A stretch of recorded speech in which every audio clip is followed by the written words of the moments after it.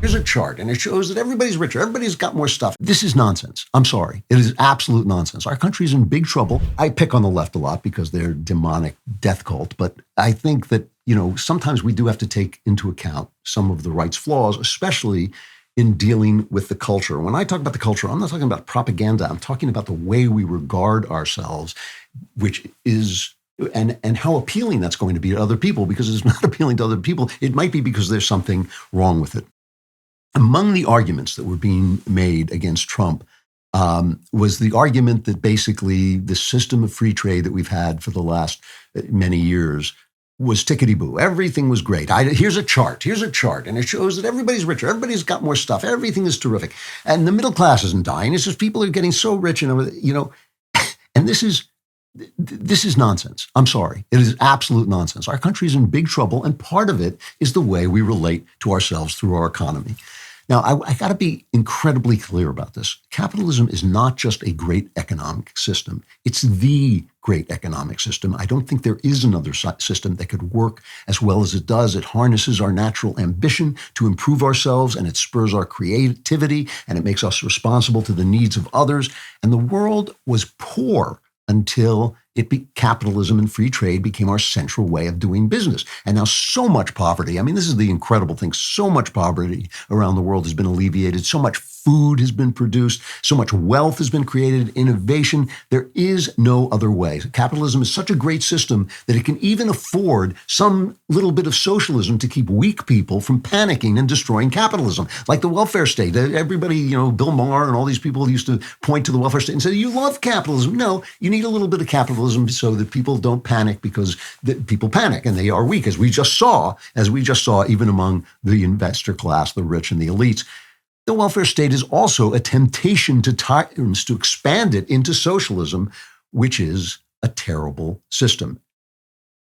It by necessity, it has a central flaw. It by necessity pools power in the government. They always say, well, everybody's going to have the same thing, but who's going to dole that out? The government. You saw how the government works during the pandemic. The government is not your friend at that level. It's only your friend when you tie it up in chains and don't let it do more than it's allowed to do in the Constitution. Then it's your pal. Then the government is great. Then it's your friend. But if you let it loose and you say, oh, here's the welfare state, then it just suddenly transforms into a werewolf and rips you to pieces. All right.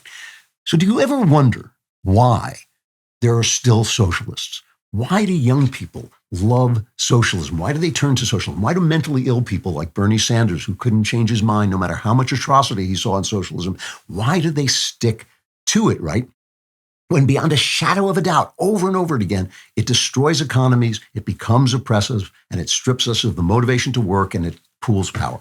So there are two arguments that socialists make, and the right keeps going after the easy one because it's just so easy to tear it apart. And that's the argument that it's unfair. Why does Jeff Bezos and Elon Musk, why do they get to have so much money? This is the AOC argument. And I have to, save up for a vacation. Why do they get to have everything? They have a yacht, and I, just have this old car and all this stuff.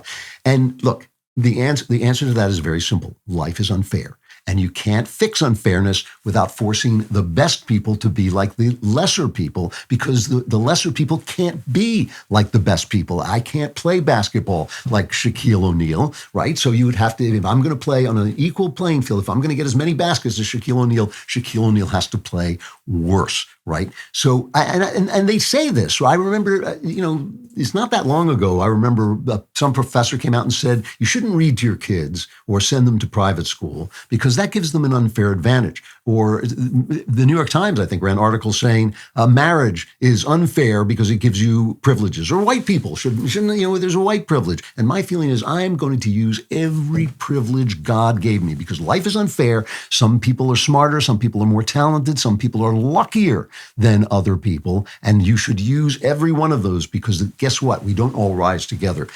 The door to the future, you have to go through it one by one, and then the first people go through, and that opens the door to all the other people behind. And that's the way it works, because otherwise you just go down and down to the level of the lowest. And that's what wokeness is. So we beat that argument, and we make fun of it, and it's all about envy, and you envy Bezos, and you envy Elon Musk, and go away. Envy ruins everything. Just be quiet. But there's another argument, and that is the unfettered, the attack that the left makes on the unfettered Ayn Rand capitalism. And the argument is that is degrading to the human spirit. And if that's not true, tell me this. Why is it that we're so rich and so advanced and have so much stuff, like everybody keeps saying, and people have stopped having babies? And until a few months ago, so many people were killing themselves with drugs and alcohol, deaths of despair, that our life expectancy was going down. If capitalism becomes the only value that you have, if it becomes your first value, if it becomes your priority value, you will be destroyed inside. That's saying how great it is as an economic system, but it can't be the king of your heart. You know, William Wordsworth, great poet, one of my favorites, wrote a poem. He said, the world is too much, and he was talking about capitalism. He was talking about the new world that was coming into being as he was living. He said, the world is too much with us late and soon. Getting and spending, we lay waste our powers. Little we see in nature that is ours. We have given our hearts away. So when people panic about climate change, which is ridiculous, we say, oh, they're worshiping Gaia. No, they're not. They're expressing something that happens if everything is industry, if everything is the human touch. You know, that Ayn Rand idea that the New York skyline is the most beautiful thing in the world. That's a sick, empty thing to say. That's a stupid thing to say. You know, I'm an outdoorsman. I've been in the woods. I've spent a lot of my time and my life in the woods. And a friend of mine the other day sent me an article of a scientific study. I think it was from Oregon, saying that there's a reason that people feel better walking through the woods than strolling down a city street, according to a physicist, Richard Taylor, and a team of collaborators who did the study. And they asked the question, what happens in your brain when you walk down the street? And they concluded that urban environments are not pleasing to the human brain. And the reason, they think, is the lack of fractals in modern architecture and spaces. Fractals are patterns that self-repeat at different scales. And I wrote in The Truth and Beauty about how fractals represent God. They represent the Godhead, the Creator, because they come down, they're three-part things that come down through the Trinity, and they actually are incredibly beautiful and convincing of the fact that we are not here by accident. The internet of the 90s promised a democratic virtual world where individuals, not governments or corporations, held power. Today, that vision seems distant, if not gone. Big tech dominates our digital lives, with companies not just serving ads, but potentially influencing our political choices through controlled content delivery. The original internet promised personal freedom and control over your information journey. There is a way to reclaim that control and freedom. It is called ExpressVPN. When you browse the internet, your service provider tracks everything you do, building a profile that data brokers sell to advertisers and government agencies. This constant surveillance means we're being watched and manipulated online. With ExpressVPN, my entire online traffic flows through secure, encrypted servers, preventing even my internet provider from monitoring my activities. I can browse freely without surveillance. ExpressVPN also masks your IP address, the digital identifier that companies use to track and manipulate your online experience. I put these things on everything. I put them on my computer. I put them on my phone. I put them on my iPad. It's simple to use with just one click. ExpressVPN works seamlessly across all your devices, just like it does on mine. And you can find out how you can get 4 months free by scanning the QR code on screen, clicking the link in the description box below, or by going to expressvpn.com/Andrew Klavan Show. And the thing is, this is about this. I'm sure this didn't happen to people in the streets of Athens. I'm sure it doesn't happen even today in the streets of Florence, but it happens in New York City, which is the city that has forgotten nature and has been built on these modern principles. Without an underlying humanizing and I would say Christian worldview, a view that looks askance at the love of money and that says that charity matters and compassion matters and family and spiritual development and culture matter, capitalism turns you into a greedy workaholic who doesn't care about the poor and who lives to consume without souls shaped by Christianity. And, you can say other religions as well, but in our society, in our culture, it's mostly Christianity. Capitalism regards people as things to use. What is the use of this person has? If you ever watched Mad Men, wonderful, wonderful show about the advertising business in the 60s, and Don Draper was the expert ad man. And every week, basically, what he would do is he would pitch an ad campaign that transformed stuff into spiritual value, that pretended that stuff would give you spiritual value. Here's one of his pitches from Mad Men. This is Don Draper, cut 10. Mine was my father taking me to the drugstore after I'd mowed the lawn and telling me I could have anything I wanted, anything at all. And there was a lot. But I picked a Hershey bar. The wrapper looked like what was inside.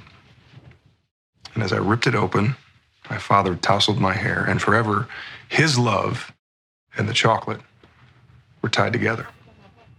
That's the story we're going to tell. Hershey's is the currency of affection. So everything we're supposed to believe. And the reason that works is because it subverts a truth, which is that everything physical is actually a reflection of the spiritual world, but they're saying that chocolate is love, and that's not true, right? So that's the difference. They're not saying it's connecting you.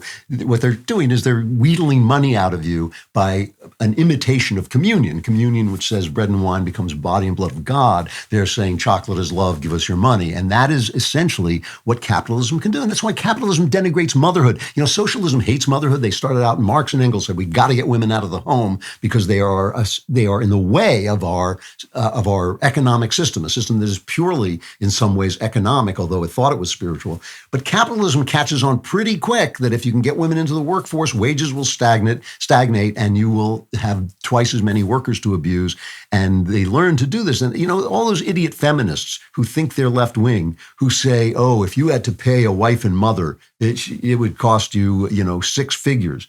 That's because they're capitalists. That's a stupid thing to say. My wife, if six figures, are you kidding me? That's how my wife is priceless. What she did for our kids, what she does making a home for me, that has no price. That's, asking what the price of that is like asking what the color of 5 is. It's just putting on this capitalist idea on something that is outside of that idea, which is why capitalism has no place for wives and mothers. And I'll tell you some other stuff that's priceless. Your community is priceless. And so when a company moves out and goes to Mexico and leaves your community in the lurch and then comes back and says, oh, we're citizens of America, corporations are people too. Well, then you have the responsibility of people to the people around you. Your pride in your work matters.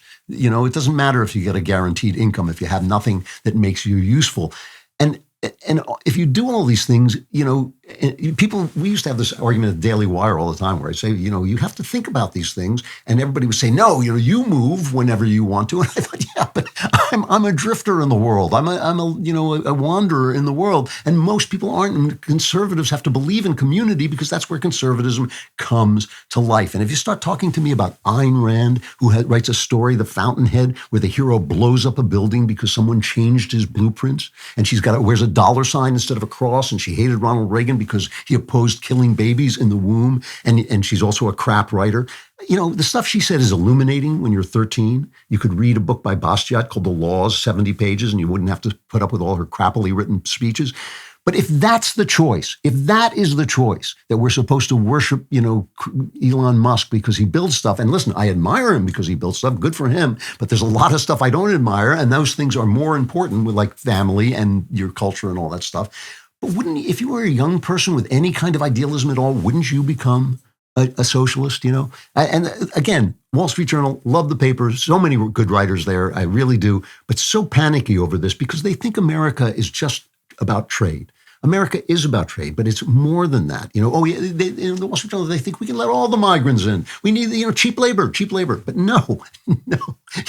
Everybody screams about Christian nationalism, and I don't want to force anybody to believe in anything, but God and country have to come first, and then business. And then business works out great. And I love business, and I love capitalism, but it doesn't work unless God and country come first, because we're a people under God. And if the right doesn't understand that, they are selling something that's hollow, even though it works in the physical world, even though it works right in the physical world, they're selling something that's hollow. And if money comes first, the love of money, the love of gold is the root of all evil. And if that's what we're selling, we will lose the argument. For more superior content, like and subscribe. And for even more superior content, subscribe to The Andrew Klavan Show, wherever you get your podcasts.